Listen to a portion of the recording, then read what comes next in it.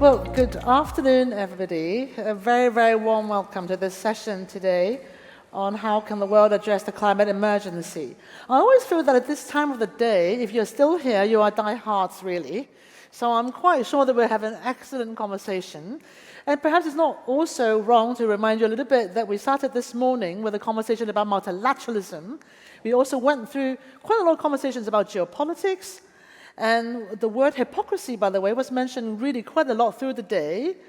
And today, right now, we're going to tackle one of the hardest problems from my perspective, at least. Just want to be clear that I find you all fascinating. That's the starting point. But however, our audience would definitely like, generally speaking, succinct, to the point remarks. On the basis that this is 4:30 in the afternoon, I don't know about you, but I definitely always have sugar loaves, by the way, which is why I have cookies usually with me, which I don't have. But without further ado, though, we have a serious topic to address today, and I'm really honored and happy to be introducing our panel of speakers today. Now, remind all of you, again, you probably know by now that the meeting is on the record, it's being recorded as well, and it'll be available on demand on the conference platform after the conference. Also, hang on a minute, there's a hashtag that I should remind you of, which is hashtag #CHLondon. And obviously, later on, we'll have question session as well, where you'll be asked to ask questions.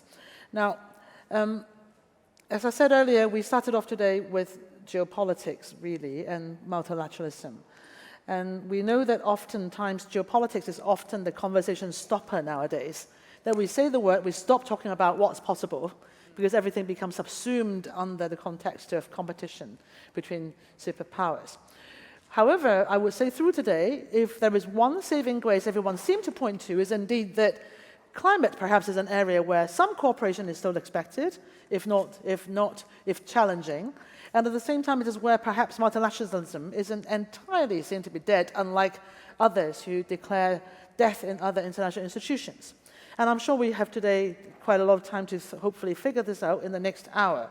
Now, what we'll do today is we'll start with remarks from our panelists. We'll start with Jennifer Morgan, who's State Secretary and Special Envoy for International Climate Action for the German Federal Foreign Office. But of course, the most important thing about Jennifer Morgan you need to know is that she did do a project with Chatham House as a partner about 15 years ago, where we discussed, among many things, EU-China collaboration and low-carbon zones, that she may even have an update for us, right? Yep. Now, following Jennifer, we'll have the Right Honourable Miliband, who's Secretary of State of Climate Change and Net Zero as well. And after that, we will have Nancy Karigithu, who very kindly just arrived this morning from a long-haul flight. So I'm really glad that we have actually amazingly an all-in-person panel. She's the Principal Secretary for the State Department for Shipping and Maritime in Kenya.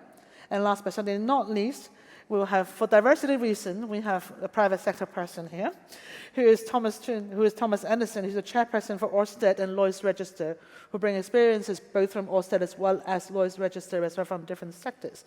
So Jennifer, why don't you kick us off with your remarks, please? No, sure thing, and it's great to be here at Chatham House, so thank you for including me and including us. I mean, I think it's clear we are at a crossroads right now. We're 7 years out of Paris. We have 7 years to have global emissions.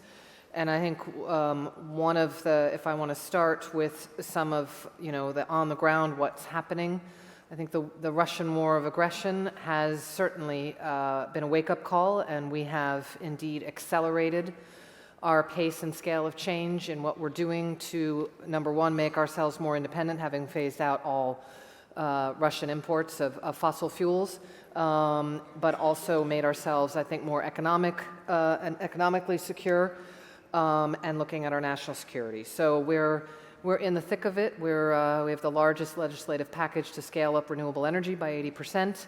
I can positively report, last year we had to bring some coal online because of the war of aggression. We now have replaced that with renewable energy, so we are on track to phase out our coal as well by 2030.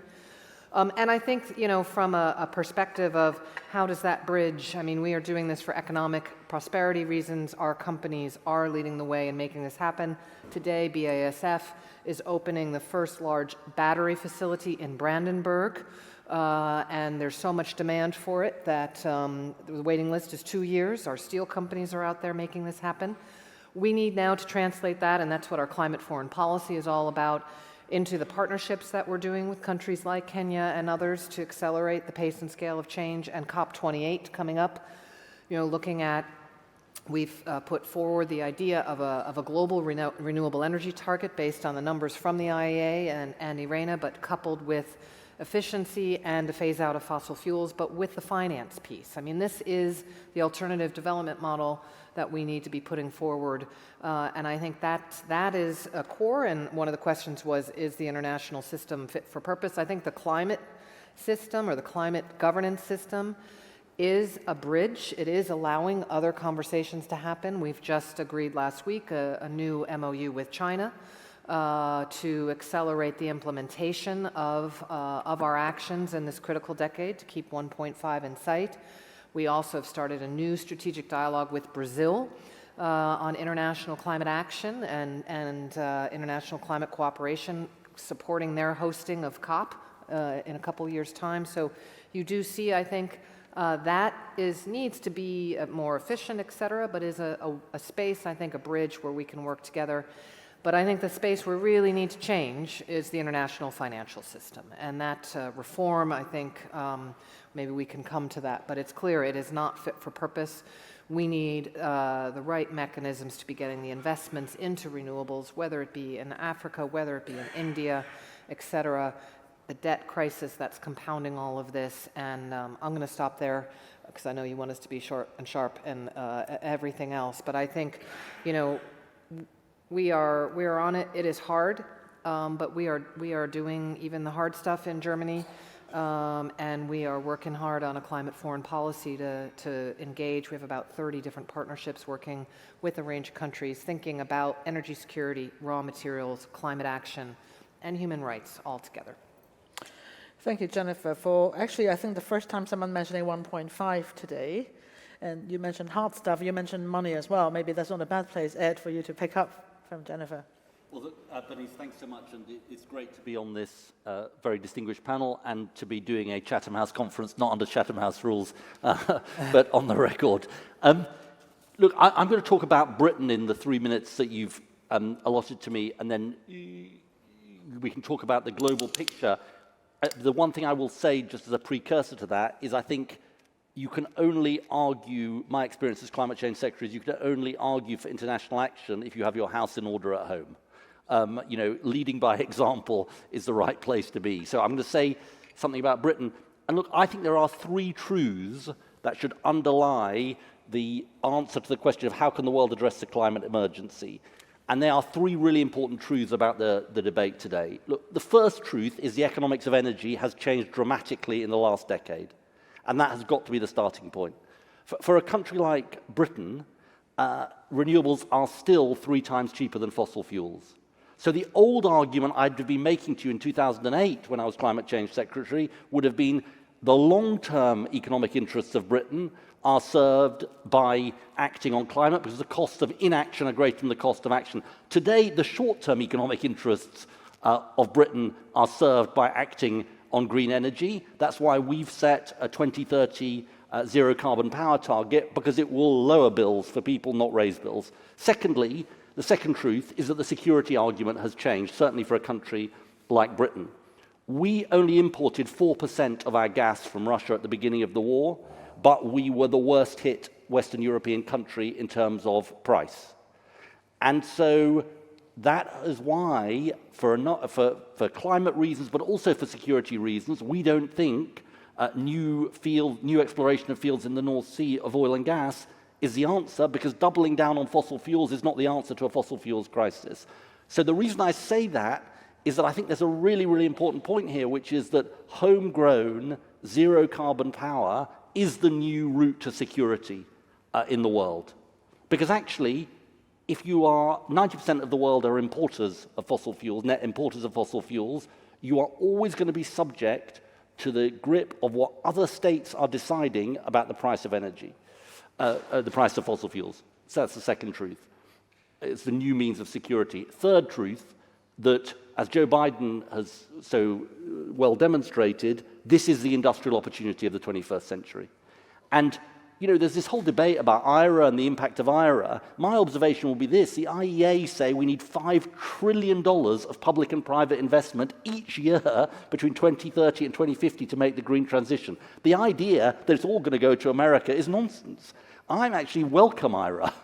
I think the European debate on IRA has been too hostile to it. I welcome it because catalytic public investment, partnering with companies like Ørsted, is the route to create these jobs of the future. And these three truths take me to, I think, what the modern case is for climate action, which is, in the case of the UK anyway, lower bills, energy security, jobs, and the necessary action to deal with the climate crisis that we face. And I think that is the case to make, at least for the UK, and hopefully we can, you know, do this internationally too, to bring people with us on this journey, which, as Jennifer so eloquently said, you know, we are running out of time, and there's a journey we've got to make. Thank you for this. I just want to be clear to everybody that our speakers are literally on the spot, 3 minutes, both of them. So thank you for that. Now, you've heard now, Nancy, from Ed and from Jennifer, in terms of the economic case for certainly Germany and the UK. How do you feel the situation in Kenya compare? Okay, let me start by saying thank you very much for having me on this very esteemed panel. And that's the reason I had to make the journey to come. Yes, we are, of course, part of this journey as a country. We are now using, even before, over 80% of Kenya's energy has been renewable based on hydropower. But now we see an opportunity not just to increase that, but also opportunity to green our industries, create more scope for that, and most important, the maritime sector where I come from. And I forgot to correct that I've just handed over as Principal Secretary, and now I'm Special Envoy for Maritime and Blue Economy as I pursue other interests. So I'm no longer Principal Secretary, so I may not speak on behalf of our government. But just to say that we're looking at this as a big opportunity for us, particularly when we look at the assets that we have, lots of solar power, hydropower, wind power, all of which are now the basis for the new green energies. But coupled with that also is a very young population of agile, energetic, and very sharp young people who are very tech savvy. And therefore, combining this, we see it as a new frontier of development for our country. And when I speak about this, I speak for a wider spectrum of countries, not just Kenya, but also in Africa. And I say this on the basis that we host the MTCC, the Maritime Technology Training Center for Africa, which was established by IMO and the African and the European Union as a means of building capacity for the African region for reduction of greenhouse gas emission. And we are looking at this as a new opportunity to develop and to do so much more. But of course, there is the flip side to it. The development we need to come up with the kind of energy projects that we must have calls for enormous deployment of capital, which we may not have.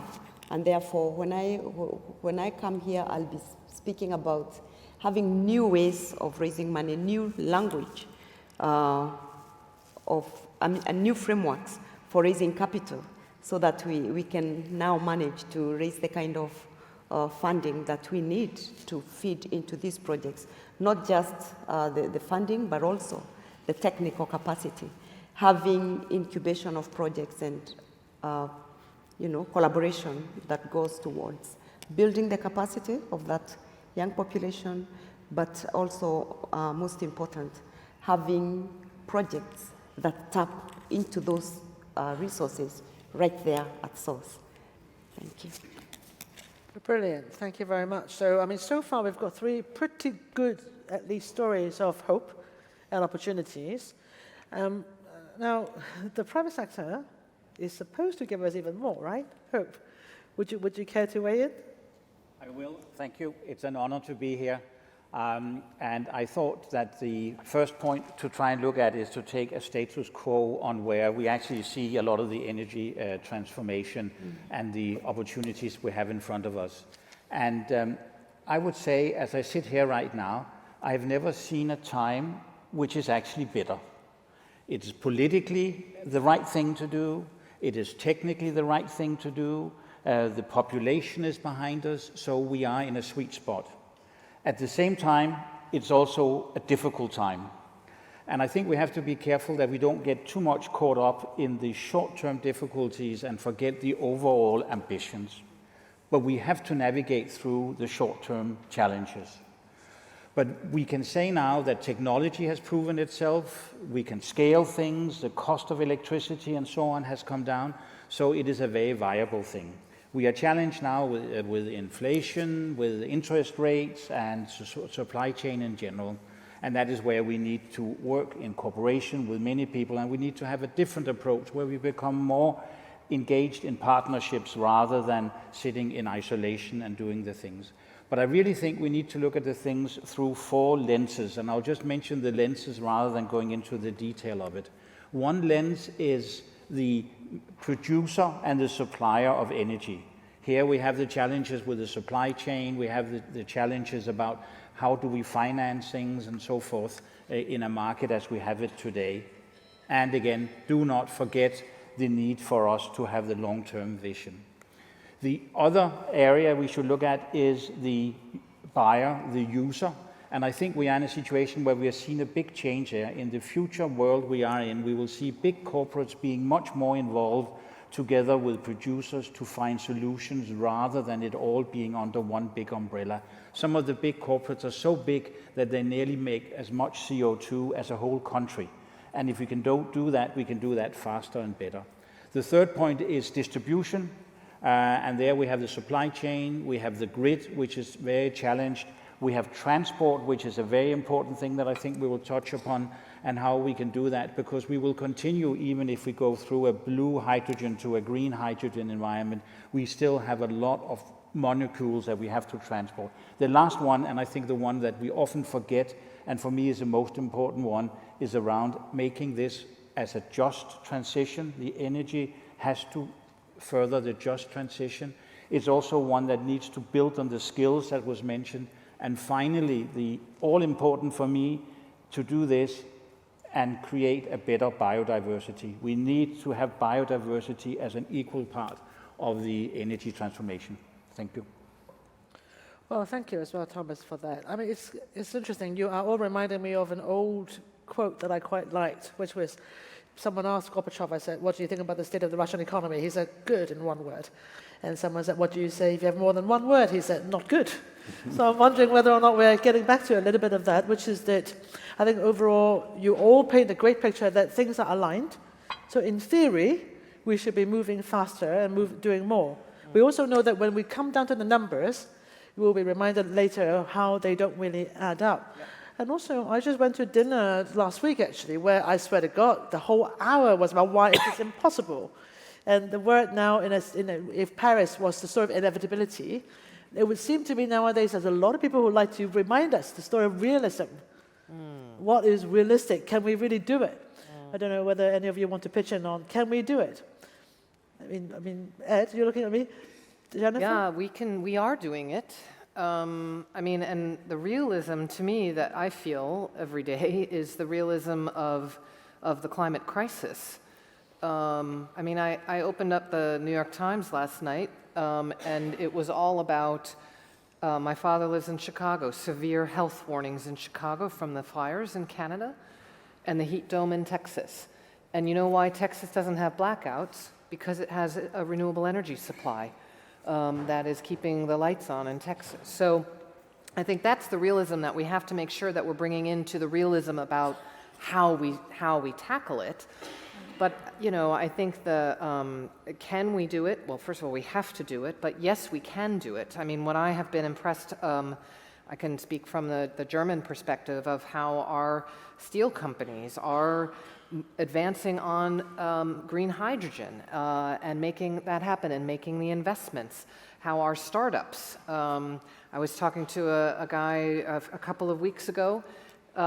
He's now a multimillionaire. He's installing, leasing and selling heat pump and solar into homes with a view that they'll have plug-in, electric vehicles that will then be their storage, and that's happening. So what I find oftentimes is that the debates that we have, and it's so important, we live in democracies, we need to have these debates about how we move forward also in a socially, and that's a piece I want to bring in, because the realism is also about being real about how to put the policies in place so that you are working with people who are lower income and do not have the additional funds to be paying for things that need to be paid for. So that's a big part of what we're doing domestically as well. But also the opportunity that is there. And I think oftentimes our discussions and our debates are not about the opportunity. They're all about the cost. And I think we need to see the whole picture. But the thing is, though, the German government's credibility is somewhat compromised as well, right? Because of some of the going back to coal, more energy terminals and stuff. I mean, that is a permanent revolution. You don't stop.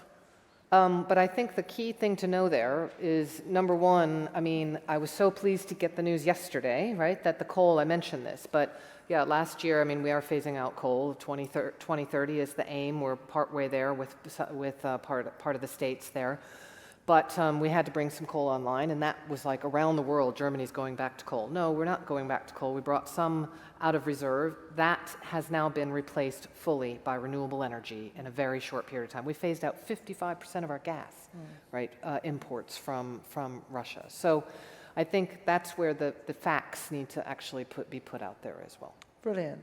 I mean, Ed, there was a lot of reports recently of a U-turn that hadn't happened yet in the Labour Party. So I was just sort of asking you a little bit about how you see this realism debate play out in this country. Well, look, I think that's so interesting listening to Jennifer, and it's such an interesting question, Bernice. I think so much of this is about political will.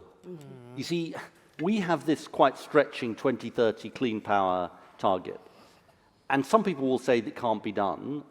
Under this current government, it definitely can't be done. But if you have the political will, things can happen. Take the German building of the LNG terminals in, 9 months? Yep. Take the vaccine development that we saw in the UK.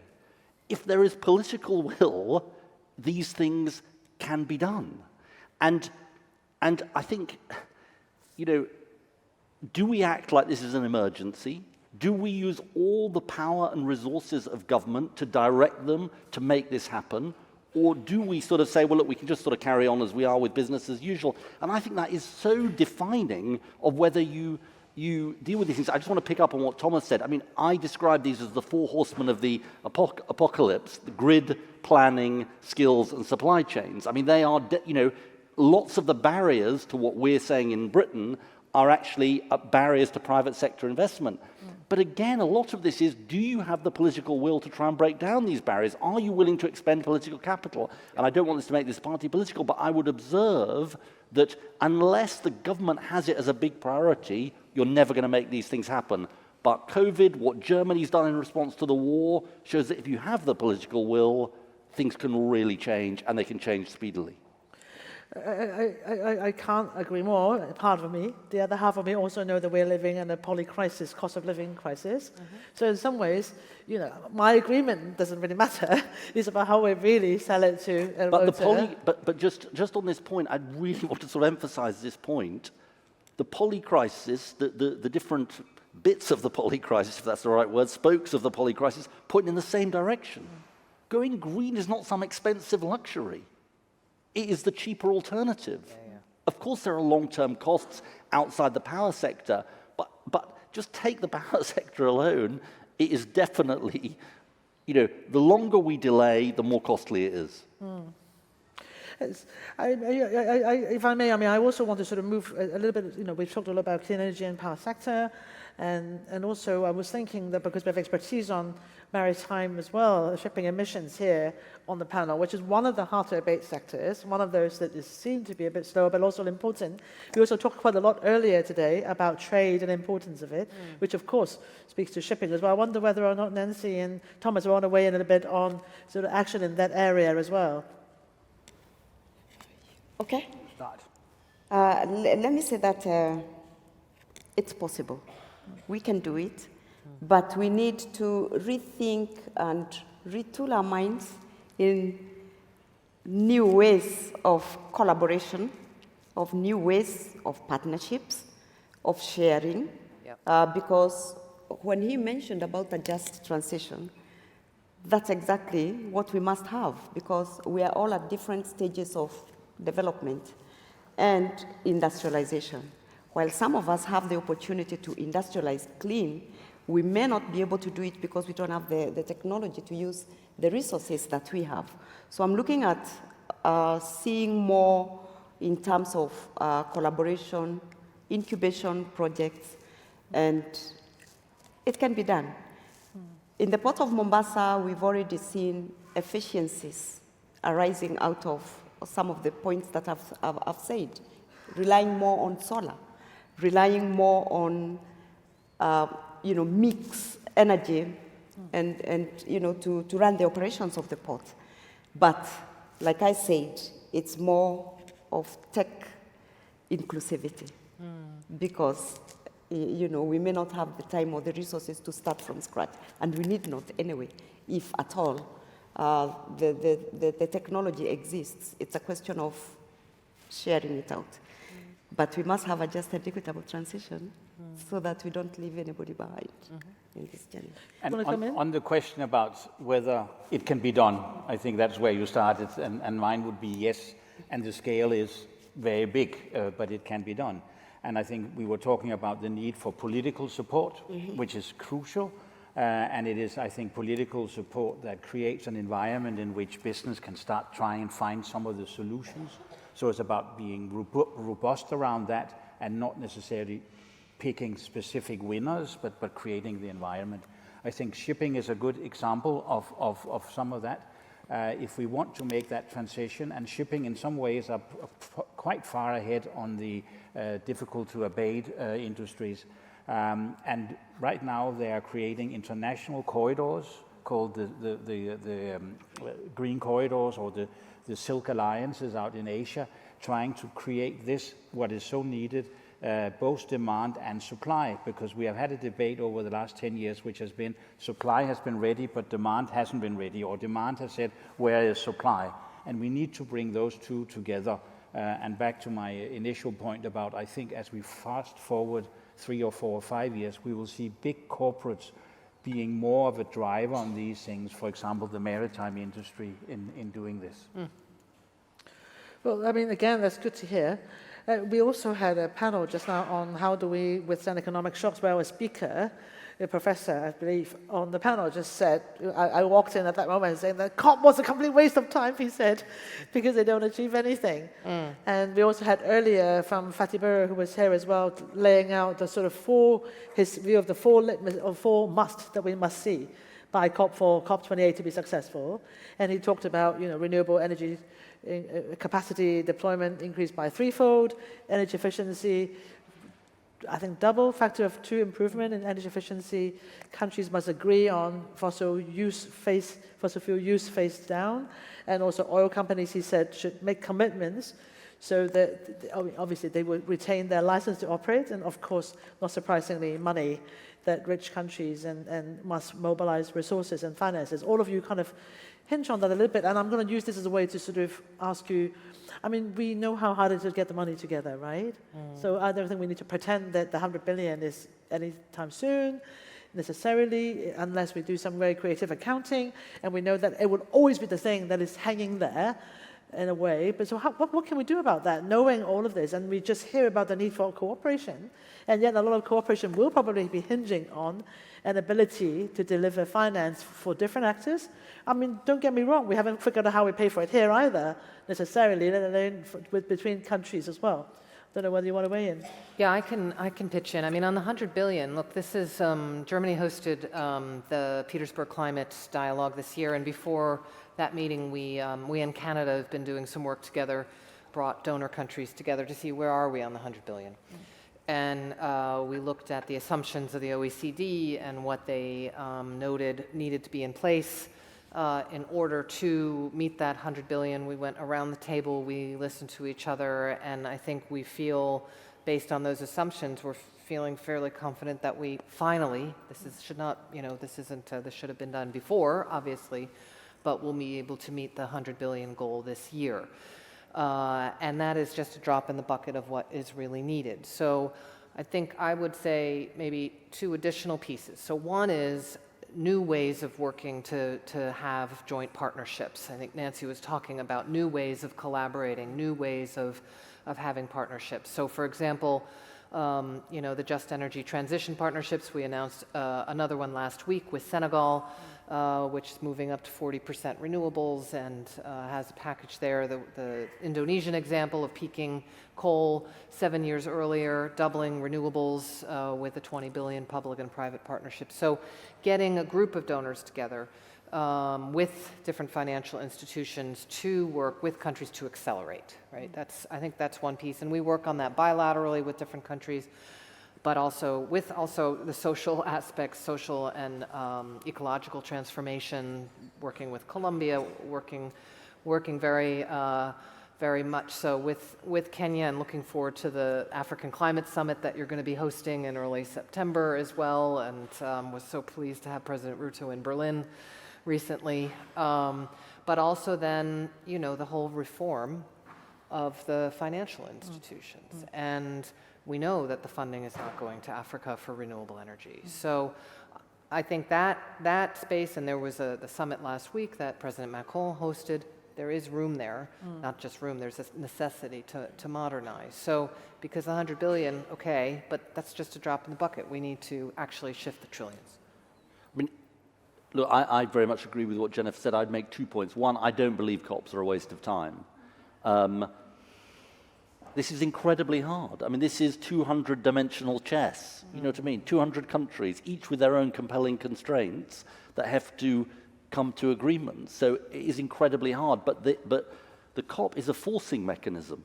It's a forcing mechanism to put world leaders on the spot, frankly, to have to move. And if we'd been sitting here, in one sense, the paradoxes abound here, because in one sense the situation is quite grim because of how short a time we have.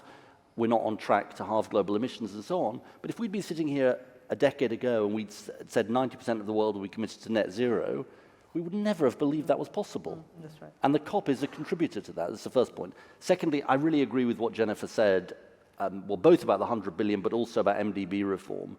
You see, just going back to this point about renewable energy, and it very much fits with the point you've made, for 90% of the world now, the figures show, new renewables are cheaper than new fossil fuels. But that's only true if the cost of capital is not astronomical. So that's why MDB reform, multilateral development bank reform, is so important, because if we can use the balance sheets of the IMF and the World Bank to get low-cost capital to developing countries, then that theory that for most of the world renewables are cheaper will become a reality, and it's not a reality for many countries at the moment. So we have now quite a lot of ingredients to make sure that the realist version is also the doable version, and not just the one that challenged the optimism, which I think is really helpful. I think, Thomas, you want to come in? Yeah, I just wanted to supplement on the finance side of things, and maybe from a slightly different angle. The good news is that there's much more focus. There are many more funds out there, ESG funds, and all of that is wonderful. What I see as being a little bit of a challenge right now compared to what I saw a few years back. A few years back, there was not so many people, but they were prepared to give a chance, make an investment in our dream, and our dream was to create a company running entirely on green energy. Now there's much more money going to those who follow. I think that's hugely important that we do that, because we need to do the catch-up, but much more money is going into those who are following a path that has been laid or something that has been proved. So what I sometimes do is to raise my hand and say, where is some of the money for those who are prepared to invest in the next dream? And to remind people, because we need to do both, I think. Good point. And the other point is that a lot, when I participate in things like this and there's a financial community, they talk very much about the things they want to do, but they're very focused on project finance, which is great. But project finance can easily be a restriction rather than an expansion, because if you sit as a company like ours and have to manage a portfolio of activities, and with a supply chain which is very stressed, I might have to sit and move vessels from one project to another one to optimize it because of the way that things have panned out. But if I'm tied down in project finance, I can't do it. So I'm actually limiting my opportunity to do that. So I'm also encouraging the financial world to get involved in understanding what a company is doing rather than what a specific project is doing. And that is where the newest things around the block, of course, has been green bonds and so on, but now there's also been introduced blue bonds, which I think is really exciting because that's about financing companies around the oceans and how we do things. But it is a way to raise money that gives a company a chance to try and manage its portfolio rather than sitting in silos. Please. I mean, I think of like the first charge of money comes from dreamers, then prove some case, and then they hopefully come from cookie cutters, right, who want to just pile in. So in some ways, have we built a case enough so that the cookie cutters want to pile in, so that it's not just the dreamers and chasers that front run, but actually I'm going to open to the floor very quickly, don't worry, everybody. And also, I know that some of our speakers, I think Ed needs to run to the Parliament at some point, last so I will make sure. Please, Nancy, please. After you, then I'm going just one last point flowing from what my colleague has said to wrap up that on financing. Because we know the challenge that we are facing, if we are going to surmount it, we have to come up with intentional and proactive, ideas. And I wanted to touch on something that if we are going to achieve just transition, we must look at into the framework of financing. When you have tags like, funding tied up to return on investment, then tagged with other labels like credit risk, exchange rate risk, flight capital risk, we won't get there. So that's also another thing that I would urge that we look at when we are, coming up with financial frameworks to fund green energy. Absolutely, and I think you're right that, in a way, we have to get it all right? We have to make sure that it does deliver the green and clean and for the poor and everything in one go, because this is one chance to reframe the framework in such a way that can help us do it all. With that, I'm going to take some questions from the floor and also from online audience as well. I definitely have one there and one there and one there. So, and four. Okay, so I'm going to say, let's start with the lady over there, and then the gentleman from this side onwards. The lady, the blonde one.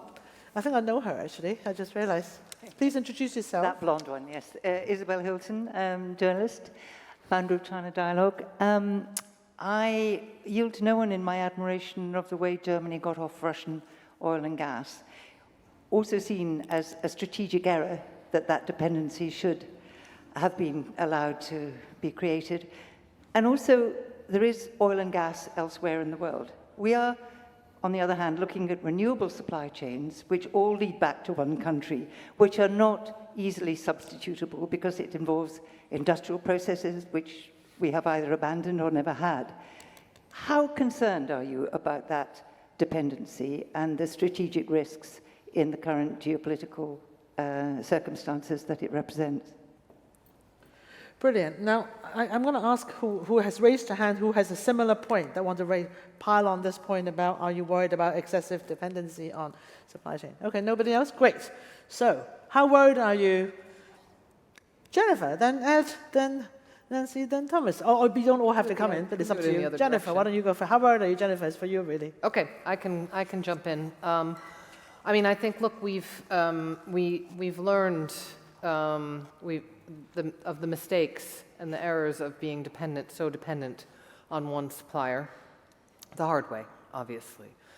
And so right now, I think if we look at our renewable energy goals and the way we're moving forward, then we also need to diversify We know, and we need to de-risk.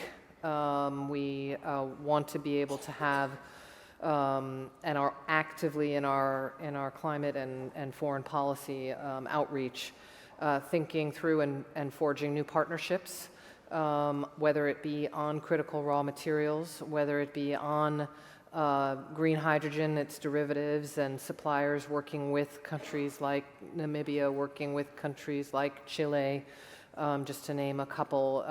Obviously, India is a very interesting country in terms of solar and its own ambitions. So what I find so concerned and actively doing something about it, what I find quite not just interesting, but I feel like we're at this like shifting tectonic plate right now, because the global energy, the geopolitics of energy is so fundamentally shifted that now the conversation that we have with countries that used to not see themselves as energy producers are, whether it be, you know, your Colombias, your Chiles, whether it be many different countries in Africa, et cetera. And so it opens up a whole new relationship, which is very important. I think it's working hard to do those in a way that's not just an extractive development model again, but doing it in a partnership way where there's real value left for the communities that are in that country, that we have standards, et cetera. I'm expanding a little bit beyond, but I think we see it as this moment that with a number of countries, we can redefine and build new alliances, which are very important in the multipolar world that we live right now. So learning a lot and working to do things differently as quickly as we can. We'll come back to how quickly can we do that in a second, but I'm going to take some questions. I've got the two hands, the one there, the back, and this one here, please. Yep. Please. Sorry. Ignacio Perez from Mitsubishi Corporation. I just wanted to ask what's the panel's view on carbon offsets and what role they can play during the transition. Thank you. Great. And gentleman at the back as well. Benton, Research Director in Chatham House. This isn't a panel about energy transitions. This is a panel about climate emergency, and something that's been remarkable in its missingness today has been the food sector. Responsible for a third of greenhouse gas emissions, as everybody knows, and it's also highly vulnerable, and there isn't a straightforward technological solution to ensuring food security, and it gets politically very difficult because dietary shifts are part of the answer. And no country is leading on thinking about food system transformation. We have a plan broadly for energy, we have a plan broadly for transport, we don't have a plan broadly for food. So I'd be interested in the panel's thoughts about de-risking food system transition. Well, I thought you were going to bring in the B word, the behavioral change word as well. So we have two. We have carbon offsets and food systems transformation. Thomas seems to want to come in. May I jump in on both, actually? I think the offsets are huge because I think they go together to a certain degree. The offsets, I think, are hugely important. I think we need to move the dial. We have scope 1, we have scope 2, we have scope 3.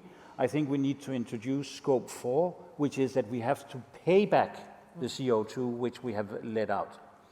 I work with a company where we have made that commitment. On our 100-year birthday, we will have paid back all our CO2 from that period of time. But we can only do that by offsets to start with, because we need to get a zero and so on. So I think offsets are a very one.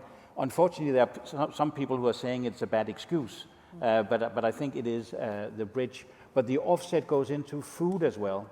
So the way that I would be thinking about, and here comes a difficult one, storage of energy. I have a surplus of green electrons and so on and so forth. I can maybe put them into a battery, but I want to put them into food. I want my battery or my storage to be a carrot, because I can take the green electrons, I can put them into a vertical farm, we can create more food, and I convert my green electrons into food. So we do that, or we in the maritime sector around the wind farms and so on, do a very expanded seaweed project so that we do that, because that's a different way of looking at it. But I think you are right, we are only scratching the surface on that, but I think that will be a key component in the future debates. To be honest with you, I'm telling you a bit too much about myself. I used to dream about stuff like that. I mean, how do you create new industrial system that has food system, that has carbon storage, and really reform the way we think about all of the above? But actually, the challenge remains, however, I think Tim's point is about a political agenda, right? The reality is that the energy has a political agenda, and food system transformation doesn't quite have the same. I mean, in fact, maybe Nancy, that's not a good place to bring you in, because I'm actually weirdly on one of the advisory committee for President Ruto's Climate Action Summit on resilience, and of course has a lot of food and related and land use related aspect to it as well. Do you have a view on that as well?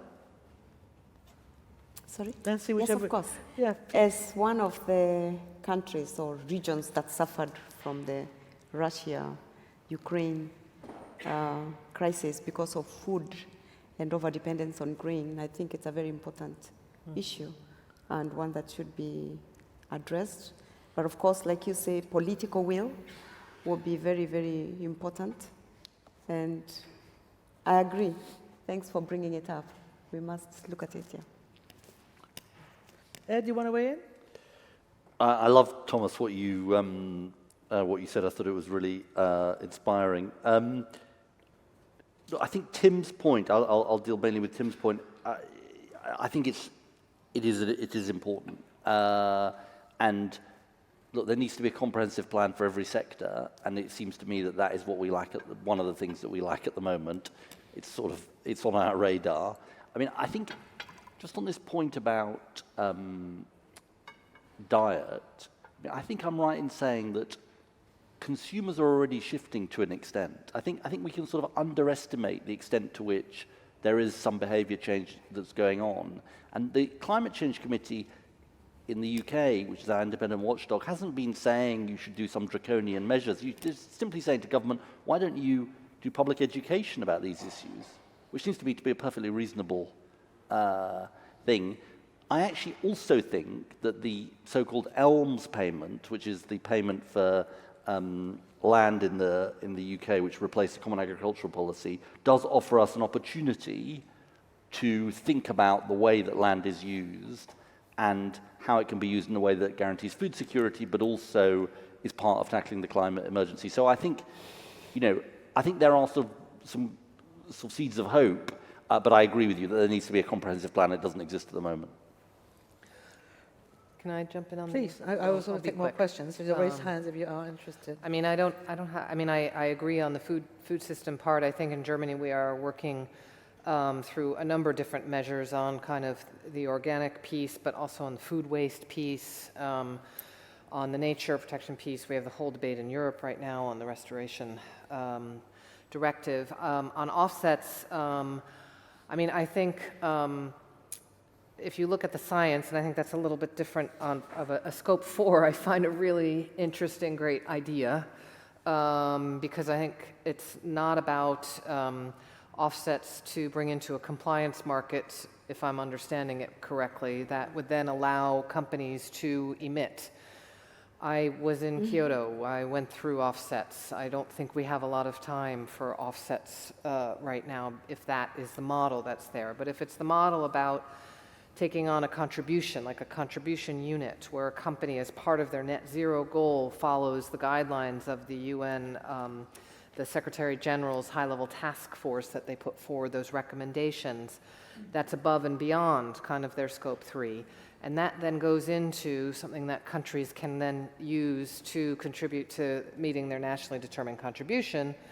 That then gets interesting. But if it's an offset that's just coming in to meet a net zero goal and then try and come into a compliance market so that you avoid doing action, obviously we're in a crisis. We don't have time for that right now.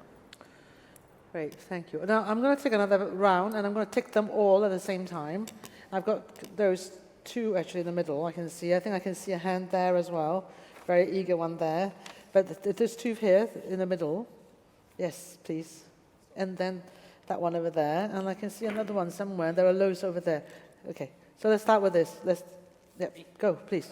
Michael Keating from the European Institute of Peace. And in the spirit of the optimism of the panel, and given the title of this session, How Can the World Address the Climate Emergency?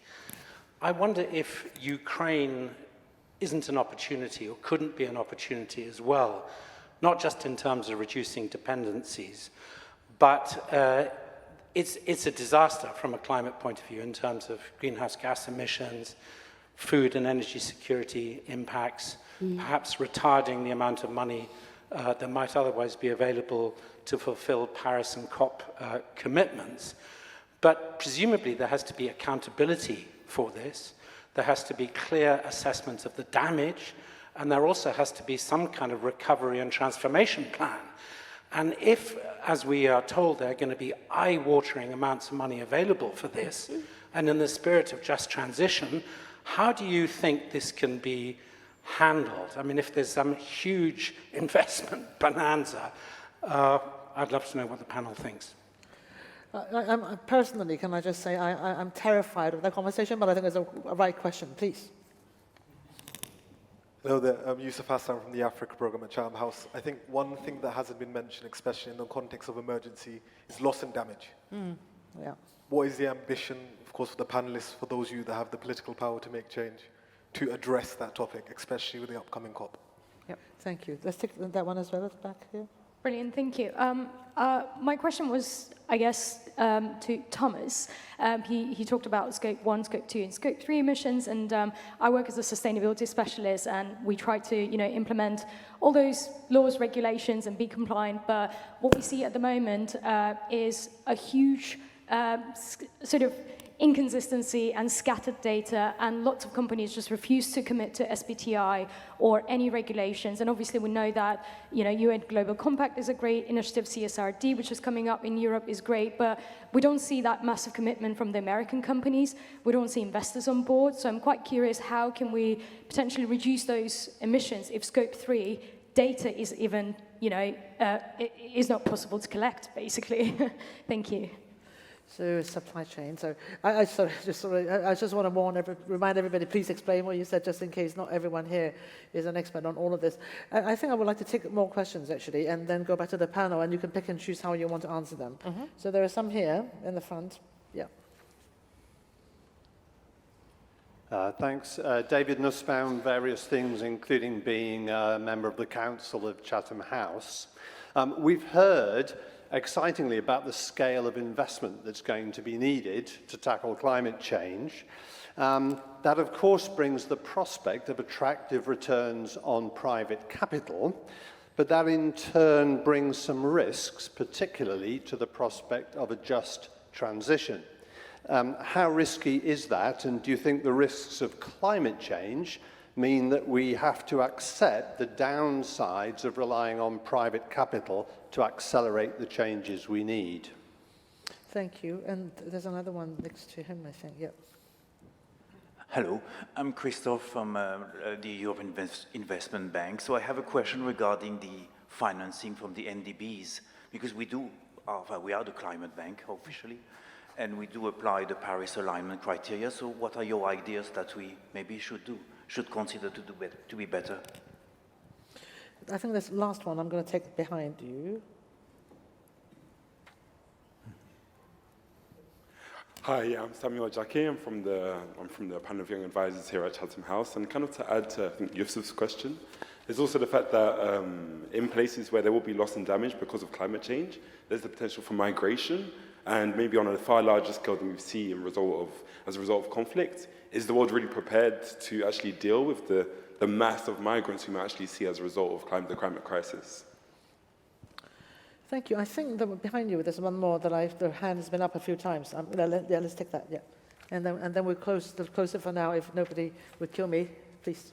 Thanks. Matthew Oxenford, Economist Intelligence Unit, formerly at Chatham House. One question primarily to Jennifer and Ed about the political will question. Obviously, we've talked about the cost implications, and now the question is, can you move the planning system, the grid infrastructure, and all of that in the record time? How much of this opposition is coming from the left, from a group there's significant divisions around the green movement, the environmentalist movement itself, around building versus preservation, that we've seen scupper any number of infrastructure projects in general, including net zero ones. We've seen that even with the LNG terminal in Germany that was eventually overcome. How is that going to be overcome in this sort of political will side, other than just sort of saying that somebody more on the left is going to be more in favor of robust climate action? I mean, obviously, because I work in this area, I think all the questions are related, obviously. Obviously, loss and damage and migration we have.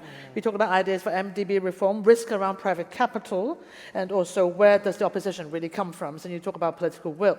Now, we've got about 4 minutes, so you have about 1 minute each, at least. So whoever needs to run. So I'm going to let Ed go first, because he has to run at 5:30. So Ed, why don't you go first? Okay. If you don't mind, then go Thomas, Nancy, and then Jennifer, yeah, after that. Okay, I'm going to deal with 2 of the questions, because I think in 1 minute it'd be hard to deal with all 8 of them. Just on the last point, I think you make a really important point, and I say to my friends in the NGO world, we need a social movement for builders, not blockers. And I think this is really, really important, and I know it's a big debate in the United States, because I talk quite often to the head of the National Grid. He gets lots of emails of people who don't want grid to be built. He gets fewer emails from people who want grid to be built.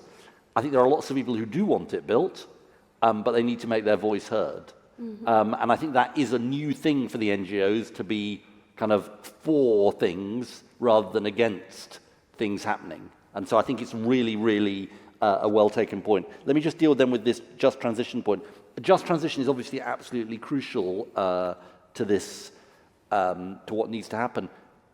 I would say 2 very quick things. One, I see this as a kind of joint enterprise of public and private capital, but I also see a real responsibility, and I'm sure Thomas would accept this, a real responsibility on the private sector to be part of making that just transition happen.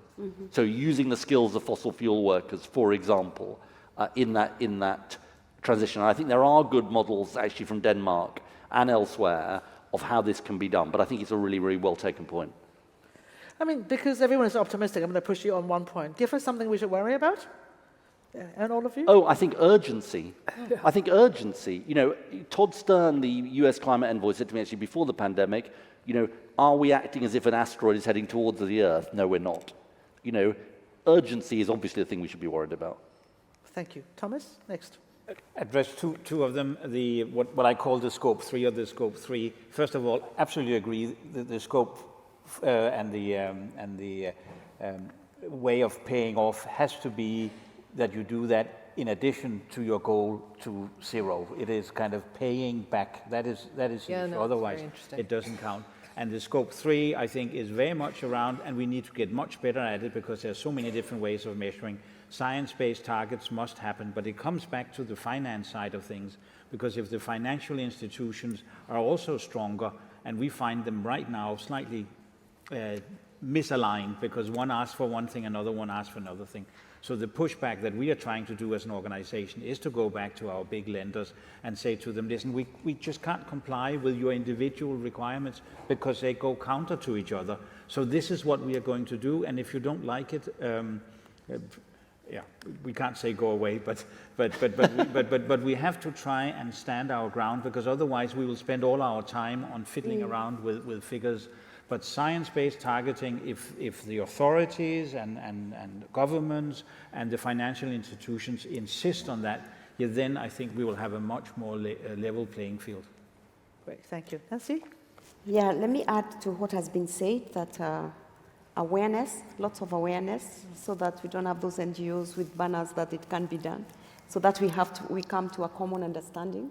And awareness, I mean information, like Thomas has said, about science-based information that is out there, so that we all understand that we are in this together. We either rise or sink together, so that we get more commonality of decisions that we need to make. Then, of course, governments to come and help in the space. When we talk of private capital coming in, then government will need to insulate and incentivize and, provide the sort of confidence that the private sector needs, so that they can also be part of this solution. But we must do it together. And I'm glad that we were called the optimistic panel. Jennifer. There's enough bad news out there, it's true. I'll take maybe the things that haven't been answered. I mean, I think on Ukraine, there There is a great interest in the Ukraine itself to be having a green recovery, and that's certainly Germany and the work that we're doing with Ukraine across the board, whether it be decentralized energy renewable-based energy systems, which are much more secure if you're looking at national security issues, all the way down the road. I think EIB, I think we can have a separate conversation. I would say, first of all, go international more. You have goals to do that. Do more of that, and look at how could we, for example, put together with the EIB, with Germany, a mechanism to use our AAA ratings to bring down the risk for investment in Kenya, in Ethiopia, in various countries, I mean, in Africa and other countries, so that the funds can go in. And we need private capital to be investing in those places. And right now, because of the reasons, I mean, Nancy articulated it better than I could. So that you're doing a lot of that, but let's scale that up and do it on a more systemic way. And I think the project-based things also need to move away from that. Number 3, loss and damage. Migration conflict, is the world ready? Loss and damage at this COP, I mean, at the last COP, it was a breakthrough that finally, after 30 years, small islands and others were able to have a fund set up as part of a broader mosaic. This year, we need to deliver on the governance of that fund. And those are the negotiations ongoing in a transition committee. And then we need to work on how we're filling that fund, both from developed countries, but all countries that are able to pay, and also new mechanisms, financial mechanisms that are going to come in. I think that the migration issue receives too little attention. Germany's working hard to put climate experts in peace missions, actually, in the Horn of Africa, so that we're working to think those things together.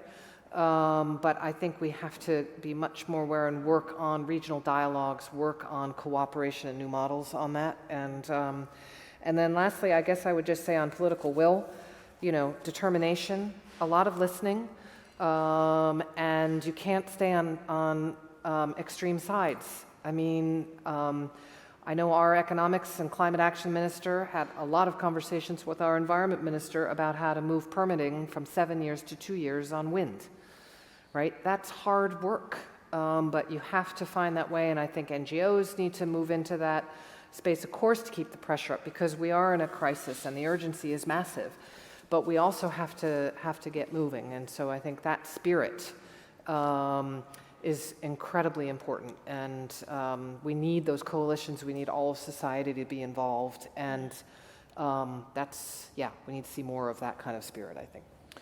Brilliant. Thank you very much. I mean, not just to you, Jennifer, but to the whole panel as well for giving us, I think, an optimistic but also realist account of the kind of things we could do, which is important to remind ourselves. And judging by the room, I'm guessing I'm not the only one who found you all fascinating. So with that, please join me as well in thanking our excellent panel. Thanks so much. That was great.